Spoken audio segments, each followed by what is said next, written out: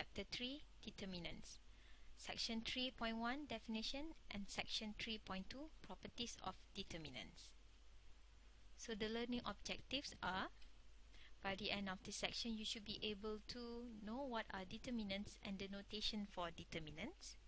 Evaluate the determinants of matrices of size 1 by 1 by using formula, 2 by 2 by using formula, and also 3 by 3 by using formula. Now let us look at some of the preliminaries. So we consider the system of linear equation here, which can also be written in matrix form here, and we can show that this system has a solution if and only if AD minus BC must not equals to 0. Then the number AD minus BC, which also appears in the solution of the above equation, is called the determinant of the coefficient matrix. Yeah, so AD minus BC is called the determinant of the coefficient matrix here. So we want to generalize this to a square matrix of any size. So the uses of determinants are: condition for singularity is determinant A is equals to 0. So eigenvalues of A are those values lambda that make the matrix A minus lambda I singular. So condition determinant A minus lambda I equals to 0 gives a polynomial whose roots are the eigenvalues. So an explicit formulas for solutions of long-standing problems. We have solution of linear system and also computation of matrix inverse.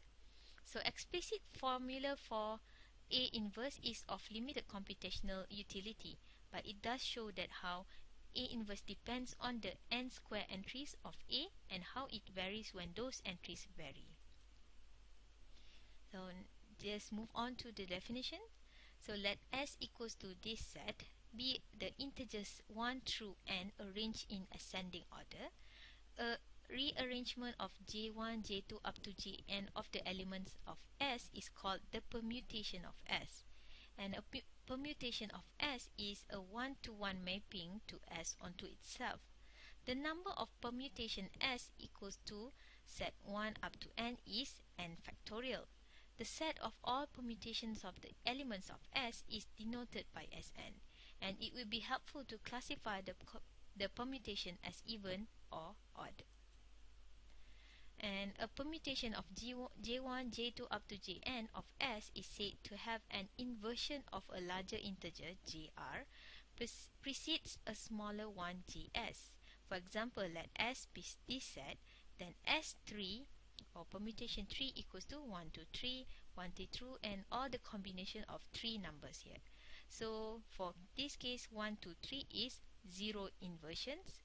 So 1, 3, 2 here have 1 inversion, and 2, 1, 3 has 1 inversion. For 2, 3, 1, you can have 2 inversions, 3, 1, 2, 2 inversions, and 3, 2, 1, 3 inversions. So a permutation is called even if the total number of inversions is even. A permutation is called odd if the total number of inversions is odd. For example, 4, 3, 1, 2 contains 5 inversions and is an odd permutation. So 1, 4, 2, 3 contains 2 inversions and is an even permutation. So the inversion shows whether it is an even or odd permutations. So let A equals to Aij be an n by n matrix. So the determinant of A is defined as the summation of plus minus A1 J1, A2 J2 up to An Jn, where the summation is over all permutations J1, J2 up to Jn of S from set 1 up to n, and the sign is positive if J1, J2 up to Jn is an even permutation and is negative if J1 up to Jn is an odd permutation. So some comments can be made. So determinant of A is a function from the set of n by n matrices into the real numbers. So each term positive minus A1 J1 up to An Jn here of determinant A has row subscripts in natural order and column subscripts in the order of J1, J2 up to Jn. Thus each term is a product of n elements of A, with exactly one entry from each row of A and exactly one entry from each column of A. So determinant A is also written in modulus A here, right? Okay, now let us look at some examples. So let A equals to A11, the element of A11, which is a 1 by 1 matrix. Then the determinant of A here is simply the element of this matrix. So it's simply A11. But let's say we have a matrix, a 2 by 2 matrix here. So the determinant of A here is actually A11 times A22 minus A21 times A12 here. So if you can look at this figure, it represents the operation, so the product of this minus the product of these two. Okay, so let us look at a 3 by 3 matrix here. So the determinant of A here is actually the product of this A11 times A22 A33 plus A12 A23 plus A32. Just simply write again the first column and the second column followed by the original matrix here. So the determinant is simply by finding the product of this column plus the product of this column. Okay, next example, we have a 3 by 3 matrix. So to find the determinant of this matrix or determinant of A, so by simply just write back the first column and second column followed by the original matrix here. So A11 first column right here and the second column here. So to find the determinant is simply finding the product of this plus the second one and the third one minus the product of this way pointed here and second one and the third one. So A11 A22 A23 plus the product of A12 A23 A31 and so on and so forth. Yeah. So the pointed to the right and minus the pointed to the left.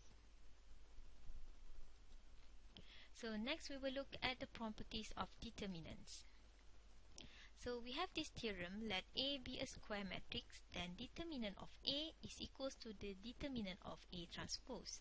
So let us try to prove this. Let A equals to Aij, then A transpose must be equals to Bij, where Bij is equals to Aji.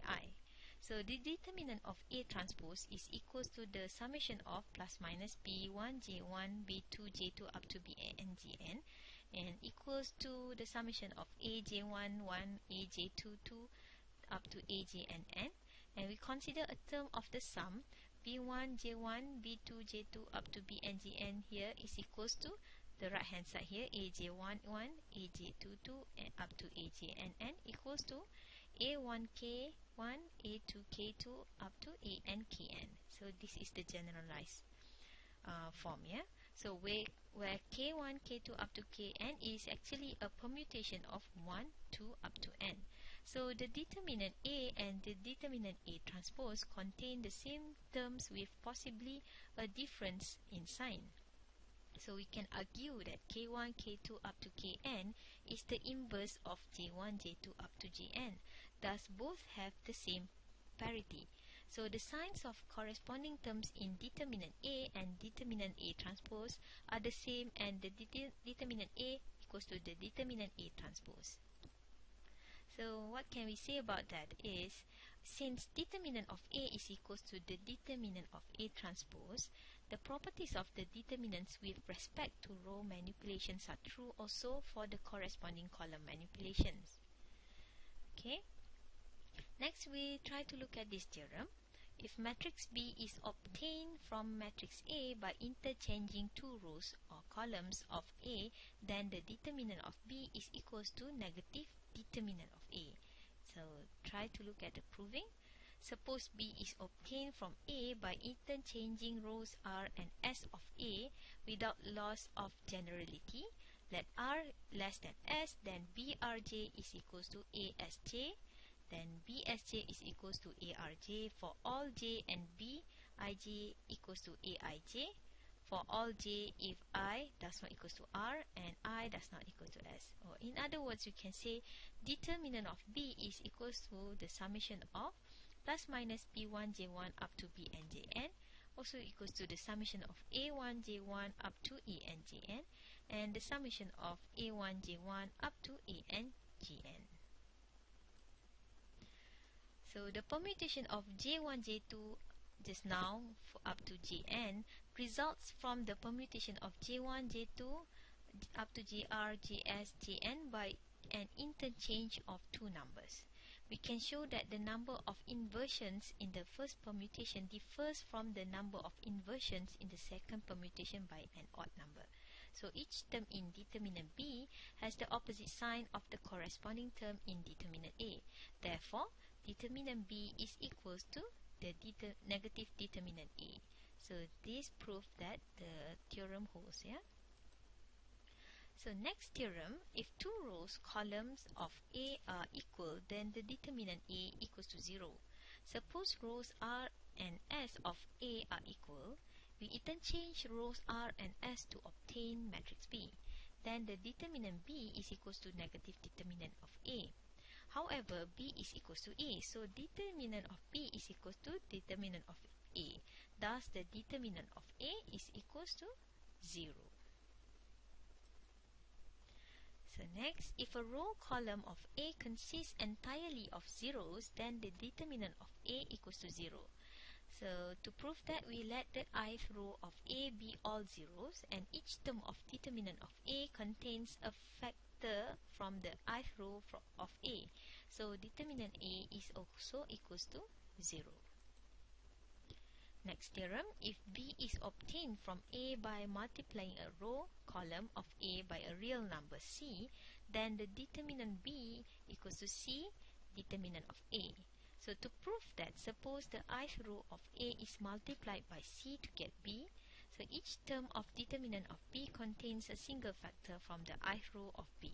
Thus, each term of determinant of B consists of a single factor of C times the corresponding term of determinant of A. So determinant of B here is equals to C times determinant of A. So perhaps in order for you to understand all these theorems, you can look at some of the examples. Okay, another theorem, if B is equals to Bij is obtained from A equals to Aij by adding to each element of R row or column of A, C times the corresponding element of the S row column R must not equals to S of A, then the determinant of B is equals to determinant of A. To prove that, we note that Bij is equals to Aij for any I does not equals to R, and for row R, for R does not equals to S, have Brj equals to Arj plus C times Asj. So without loss of generality, suppose that R must less than equal or R is less than S. Therefore, R does not equals to S of A, then determinant of B equals to determinant of A. So to from there, we have determinant of B here equals to this, the summation of plus minus A1 J1 up to An Jn. So the first summation is the determinant of A, and the second summation here is the determinant of matrix having row R equal to row S, so its determinant is 0. Thus the determinant here is equals to determinant of A. So from there, the previous three theorems describe what happens to the determinant of matrix A when the following elementary row column operations are performed on it. So this is the conclusion to all of the theorems given to you. So type 1, interchange two rows or columns of A. Type 2, multiply row column I of A by C does not equals to 0. And theorem also covers the case for C equals to 0. And finally, type 3, add C times row column I of A to row column or column J of A where I does not equals to J. Next theorem, let A equals to Aij be an upper or lower triangular matrix, then the determinant of A is equals to A11, A22 or An. That is, the determinant of a triangular matrix is just the product of the elements on the main diagonal. So to prove that, let A equals to Aij be upper triangular, which means aij equals to 0 for I greater than j, then determinant A is equals to the summation of this. In each term, the factor aij is equals to 0 because it is upper triangular for I or greater than ji. So the only surviving terms must have I less than or equals to ji for all I. Since j1, j2 up to jn is a permutation of set 1 up to n, there is a single surviving term j1 equals to 1, j2 equals to 2 up to jn equals to n. Therefore, the determinant A is equals to A11, A22 up to ANN. So this proves that the theorem holds. Yeah. So the three elementary row operations are: type 1, interchange two rows or columns of A; type 2, multiply row or column I of A by C does not equal to 0. Theorem also covers the case of C equals to 0. Type 3, add C times row or column I of A to row or column J of A where I does not equal to J. So each elementary row operation may be accomplished by multiplying A by the appropriate elementary matrix, which is obtained by performing the operation on the identity matrix I. By the preceding theorem, determinant I equals to 1. So let E1, E2 and E3 be the elementary matrices of type 1, type 2 and type 3 here respectively.